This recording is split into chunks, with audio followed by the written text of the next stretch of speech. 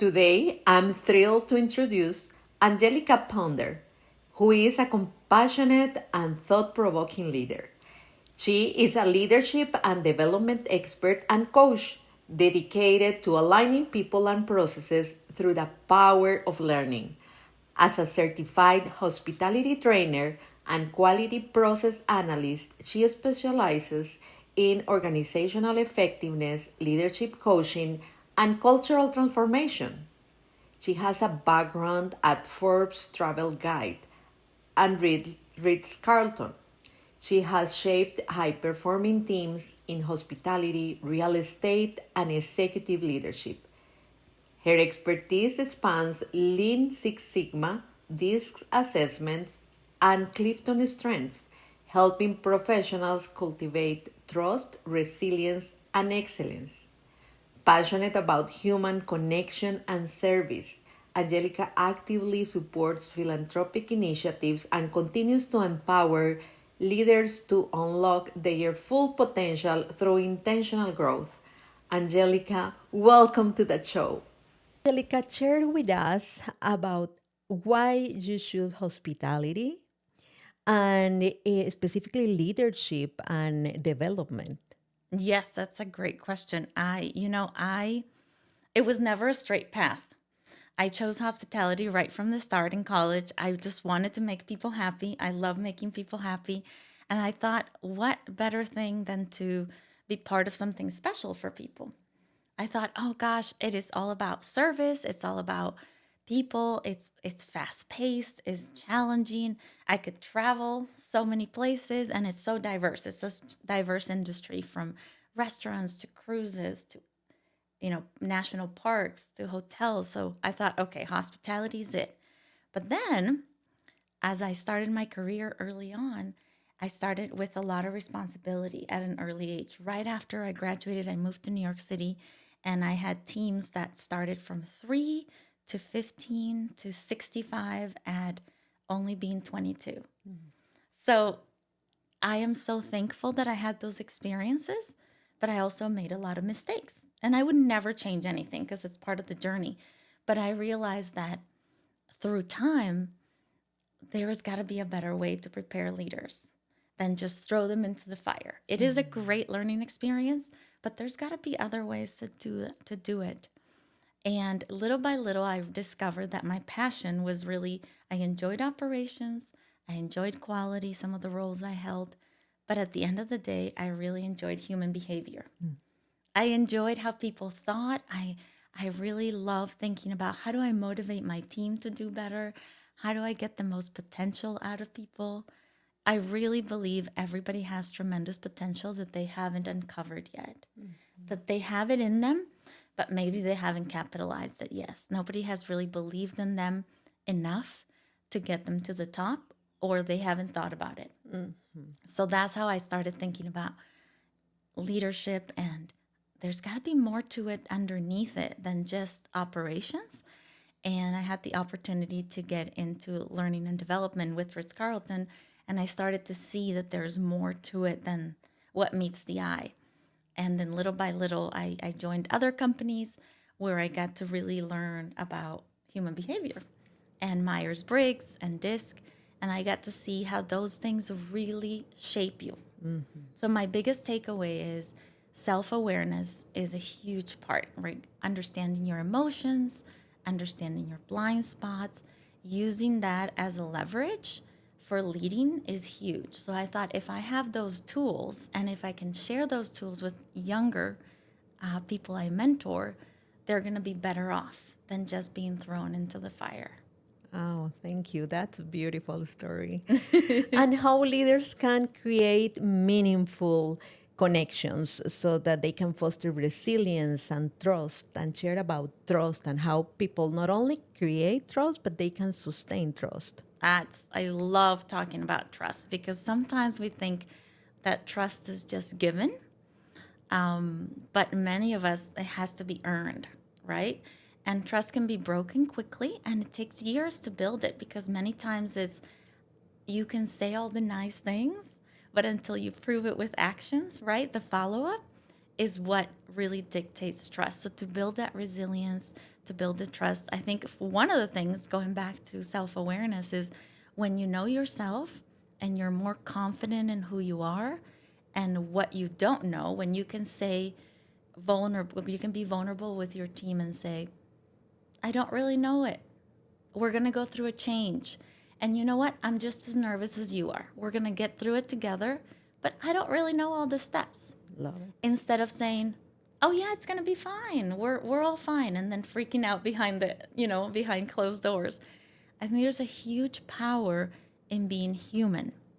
I think when we're younger, we get taught that we need to have this mask on as leaders, that we need to be secure, that we need to be confident, that we need to know all the answers, that, gosh, if we were selected as leaders, we must not be able to make mistakes. Mm-hmm. And I think as we get to know each other more, the key is to start from within. Once you start from within and you get to know yourself, what you're good at, what you might not be good at, then you realize how your team can help you. And you can be human and be vulnerable with your team and say, gosh, these are not the things that worked well, or I made a mistake. And I want to be the first one to admit it. I thought this was going to work out and it didn't work out. And that's on me. I own it. Mm-hmm. And for a leader to say that, it starts to build trust, because I think trust is not built in the big moments. I'm a huge believer that trust is built in the small moments, in the every little interaction that you have. It's built that way, and it's built on, are you human? Do you care for me more as an employee, or do you care for me more as a human? Do you care how my family is? Do you care that I'm not sick today, or are you still going to call me and ask me to come in? Like, do you see me as somebody that adds value to your team, and do you see me as somebody that helps you get a great performance? Or do you see me as somebody that you genuinely care for? And can I count on you? Mm-hmm.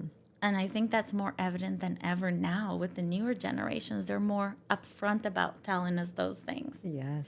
They want that. And I think we were raised in many ways to be more serious and to keep work at work and home at home. And we're realizing over the last 15, 20 years that it's actually the opposite. We're the same human at home that we are at work, because we have the same values, right? Exactly. We're the same human. We behave a little bit differently, right? I might be more professional at work than I am at home. But at the end of the day, we're the same human. And we just want to make sure that as a leader, that we are the best human we can be. And we show up not with presence. I think presence is a huge thing.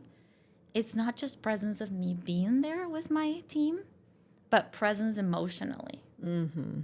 Yeah, that is really important, and I really appreciate that you call out self-awareness. You reminded me a moment. I've been through so many layoffs and transformations that it became natural to me to be on that continuous change. Yeah. And with a team member, I do recall having a conversation, and I felt that something was off, and I asked her, what is going on? Because we need to deliver this report.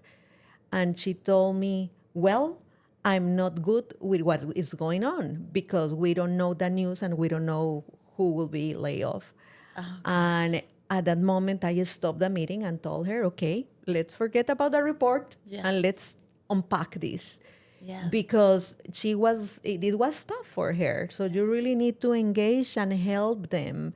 And I was really lucky that she was open to share, Yes. because that is so important to build that trust in every single moment.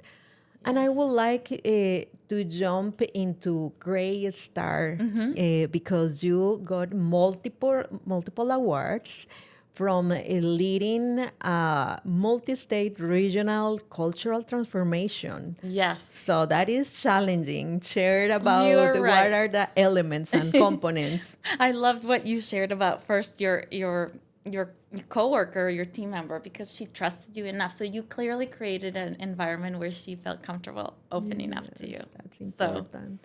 But yeah, with Greystar, I joined. It was interesting. I was very nervous to leave the hotel world because that's all I knew. And somebody approached me from the real estate world and they said, "What about joining this company?" And at the time, I had never heard about them. They are the largest multi-housing, they manage apartments in the world. So they're huge. They have, I think, over 35,000 employees now, and they're all over the world. But a lot of times you don't hear about them because they're behind the scenes, the name. But I had no idea. I thought, how can I bring my skills from one place to the other? But as I got to know the team and the philosophy of the company, I really fell in love with it. And so I was there for about 7 years, and I had a chance to lead teams in Arizona, Vegas, New Mexico. I supported the team in Hawaii for about 5 years, and I went to visit the team in Mexico City a few times.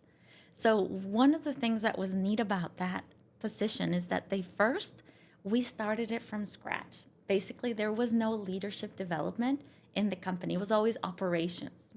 So, we had two ladies come in that became great mentors, and they came in and they said, they hired them for that reason. They said, come in and build a leadership development only focused on leadership. Operations will be on the side. So that for me was huge, like the huge investment. So they invested in us. There was about 22 of us on the team, give or take, and they invested in us and putting us through many of these trainings so that we could be ready to then facilitate these trainings to others. And in the process, it was a huge learning experience. But what I did is I partnered with the seniors leaders of each region, and I had all of the leaders, anybody that had a report, go through a journey of about a year and a half to 2.5 years. So a track. And some of it was longer than others. They were all the same track, but depends how often you met with them.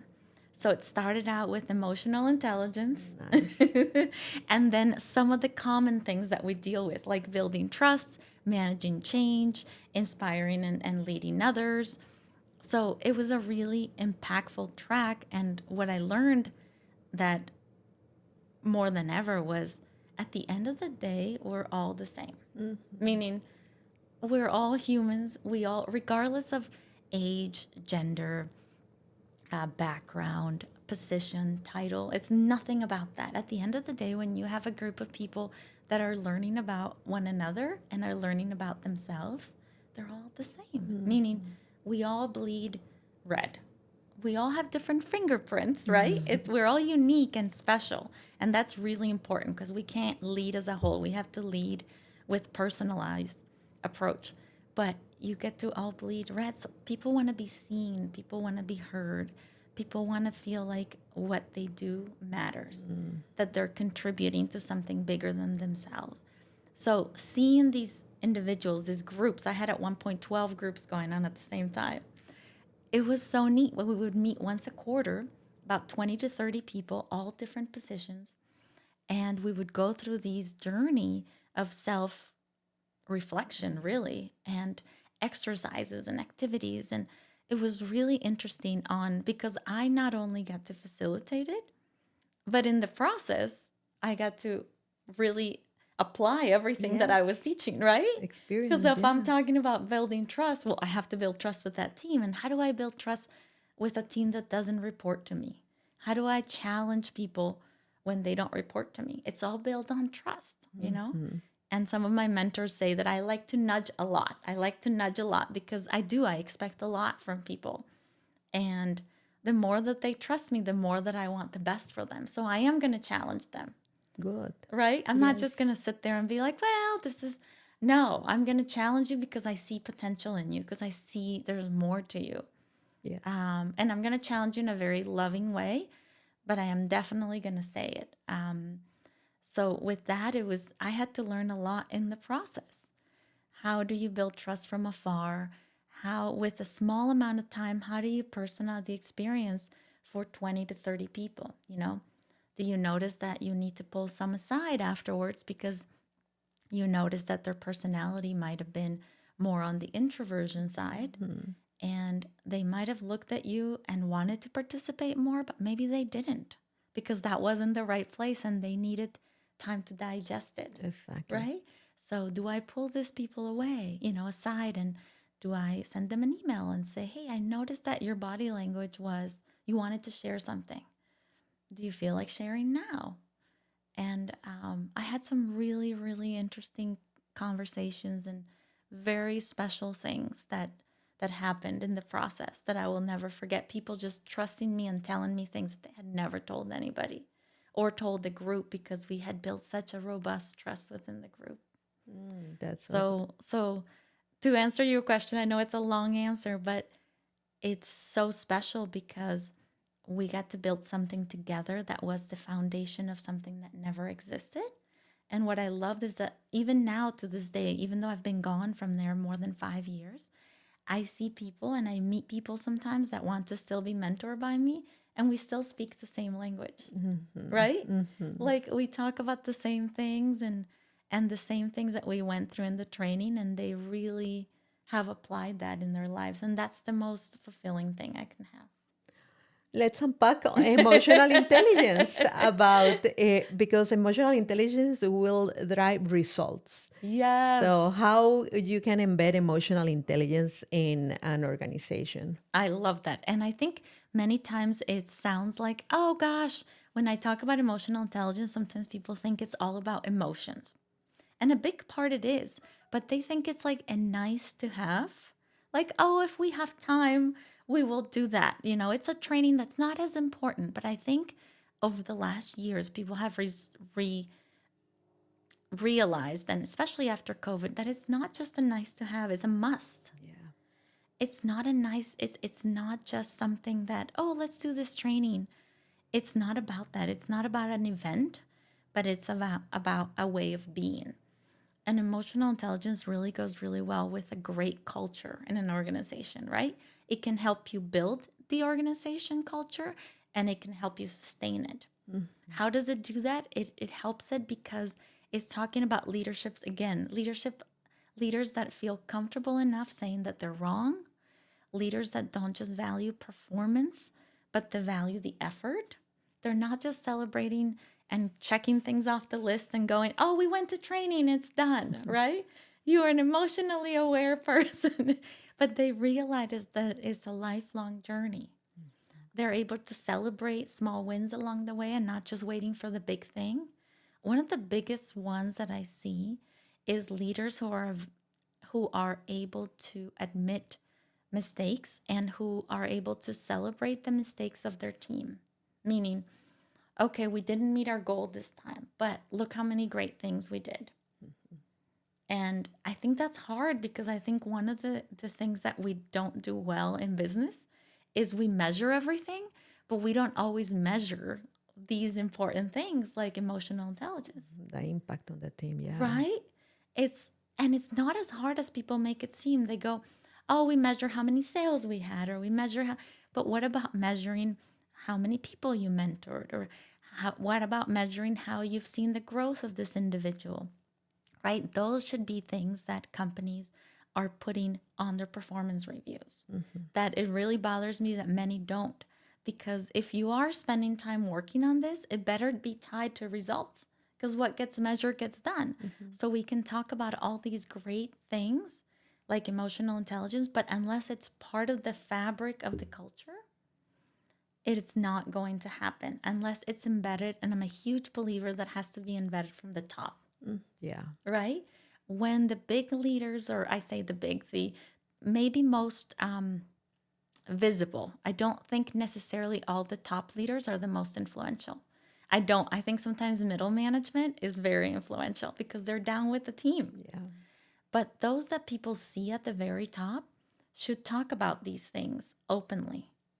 I went to a meeting not long ago where I was a presenter and I heard the CEO of a company admit to things that he didn't do well and what he's going to do better in front of everyone. And I thought that was so powerful It is powerful. because it's not as common. And so, if we want things to change and we want companies to drive, because emotional intelligence doesn't just drive great communication, but it drives trust, it drives resilience, it drives how do you change, right? Companies are full of changes daily. And emotional intelligence helps you and prepares you for those conversations like the one you had. So it's not just a soft skill, which I don't like the word soft because there's nothing soft about it, but it is a must, is a key ingredient for helping your team grow, for leaders to continue growing. And unless it's part of the fabric and it gets measured and it gets talked about, it will never become part of the culture unless it is a key component of it. Yes, it impacts retention, progression, and Yes, business results. a And 100%. yes, And I think sometimes companies are afraid to work into that, to dedicate the funds to work into it because they don't know how to measure it. And they go, well, we don't know the impact.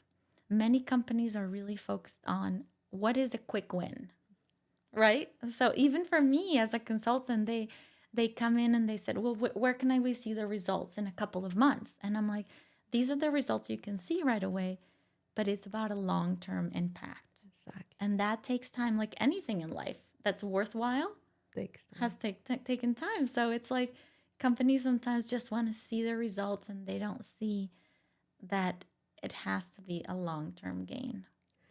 And you have an inspiring career. Share with us about a challenge and one thing that you feel so proud of. Oh my gosh. There's a few that I'm really proud of, but one is I started my career at the Waldorf Astoria in New York City at 22, and then my mentor asked me to go to the Ritz-Carlton in Battery Park in New York City as well. So I did. So I went from a really large hotel, like 1,500 rooms, to then a hotel of like 400 rooms, very different, with different positions, and I was there for a couple of years, and then I got promoted from an assistant manager. I got promoted to a regional role where I supported 11 hotels. So it was a huge jump, Yeah. a huge jump. I was the only one that got hired for that new team. Again, I'm always part of brand new teams. That's what happens. It was a brand new team that they created in 2009 during the economic crash, and it was to give hotels support but with less people. So it was a big jump for me. I wasn't necessarily mature enough to deal with some of the challenges. Now that I'm older, I look back and I'm like, I could have done things differently. At the same time, I realized that I didn't always have the right support. It was a brand new thing. Hotels weren't happy that they had to lay off people, and now this person from outside was coming. So if I had to do it all over again, I know I have a lot more tools to do things differently. But one of the biggest challenges was having people trust me and accept me because I'm coming from the outside. So you have this young girl coming to your hotel, you have been managing your hotel, and all of a sudden you have this lady come in to help you with your defect, right? It could be the food wasn't as great or the timeliness of check-in, any of the defects that could happen in a hotel. And this girl's coming in to put a team together to fix the problem. And I think for many of the top leaders at that hotel, 5 to 10 leaders at the very top, it was very hard to accept somebody from the outside that is going to help them fix something that they couldn't fix on their own. That was the image and the message that they received. You haven't been able to fix it on their own, so we're going to send somebody to do it. And at the time, I felt like I was doing the right things to build those relationships. But now that I look back, we could have, as a team, there was just a team of 3, but I was the only one on site that went to do these projects. We could have done things so much differently to build the trust, to involve them more. So I did have some really tough conversations with some leaders where they were just, this isn't going to work for us. Or like basically indirectly, they tell you that you're not welcome there, or they don't tell you the whole truth. Yes. They hide a lot of things. So I understand that. And so I had to really become more savvy about getting to know the team members, right? And sitting with them at lunch and getting to know the real truth behind what the issue was in a very short amount of time. And also holding them accountable from far away when they don't trust you is very challenging because it was very limited amount of time. Each hotel only had 4 weeks a year. So one of the biggest accomplishments I think for me has been applying emotional intelligence and realizing what are those blind spots that I have? Right? As a young professional, always excelling, and I say that humbly, but always excelling in my roles, I had never failed. And I felt like that was a big aha moment of, you don't know as much as you think you do, right? Because I had always been like at the top of my class, at the top of this. And that was the first time in my career where it was like, no matter how much I worked, no matter how many hours I put in, I didn't have all the tools yet. Yeah. So it wasn't about hours. It wasn't about Effort. wanting. Yes, it wasn't about effort. It's just, I didn't know what I didn't know. And it was very humbling. And it was really important to see, gosh, we all have blind spots, and I have more than I thought I did. And even though I think I'm coming across this way, I might be communicating the wrong thing. So it was very impactful for me. I thought that I was great at relationships, but not in that setting. I realized that no, I was really out of my comfort zone, and I needed to work more on me so I could show up as the best that I could. And I needed to work on that first. And at that moment in my career, I had never worked on that. I love it. So You gain a lot of wisdom. I hope so. And I realized that I have so much more to learn. And that's what I Yes. love. But I never thought that from those, some were positive experience, not all were negative, but some were really tough at the beginning, the first year. I will even share with you that, and this is something I've never shared with anybody, but I will share with you. I even went to a meeting in a hotel, and I started my meeting. It was the second meeting I'd had at that hotel with 15 people, and the general manager, after 10 minutes, stood up and said, "No, we can't have the meeting," and left with everyone. Wow. And so those are things that would be handled differently. And I didn't know what to do. So I just stayed there. And then I called my boss. And I realized it didn't have as much to do about me. It had more to do with, where are we headed? But I realized that there was so much more that I wasn't seeing. Yes. Are those moments we all have blind spots, and there are so many unwritten rules that we learn in the journey. Thank you, Yes. Angelica. Yes. Can you please share with us what unleash leadership means to you and how you apply that in your life? I love that title. I'm so glad you did that because there's so many titles out there, but that one is really neat. I love it because to me, it just means being more human.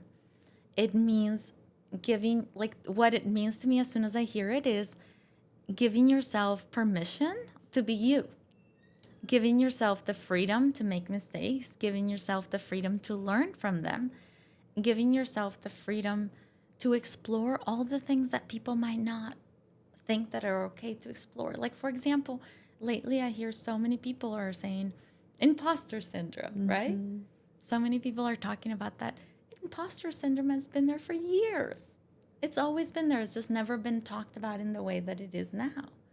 But it's unleashing your potential. That's what I think about. It's unleashing your greatness because, like I mentioned at the beginning, we all have that greatness. And sometimes we just need to open the door, right? Or open the gates and let you roam free a little bit to learn, to fall, to stumble. And none of those are failures. They're just stepping stones. I don't believe in failure. I think they're just growth opportunities. And I actually believe that those growth opportunities are stepping stones for success. Like they have to be there. Yes. Same as trust we talked about earlier. I'm really passionate about healthy, productive conflict, meaning people don't realize that trust is built in all the things I mentioned earlier, but it's also built through conflict, Yes, right? and how you approach it. Yeah. Yes, because if you think about anybody that you've ever loved that means something in your life, you've most likely had conflict with them. And the reason why it's better now is because you were able to work through it. And so your depth of your trust has improved because you were able to go through that conflict. So it has to be, that's a whole other conversation, but I love talking about conflict because I think we have the wrong perception. We think it's all about argument, but it's not. It's about completing instead of competing. Exactly. Two different perspectives to create a better solution. Yes. I love it. Thank you so much for your time and for joining us. Would you like to share with the audience where they can find you? Yes, this went by so fast. It was so fun. I need to come Thank see you you. again. Thank you. Yes, you could definitely find me. It's angelicaponder.com. My website is getting a facelift, but it should be up and running in the next month. But you can definitely find me on Facebook, on Instagram as I am Angelica Ponder, or LinkedIn is a place where I spend a lot of time. LinkedIn as well. So you'll see me posting things. I'm really challenging my mindset to become more out there, more social, be on social media more. So more to see. But please find me, send me a message. Any questions or comments you have, I'd love to hear. Thank you so much, Angelica. Have a great day. You too. Thank you. Thank you.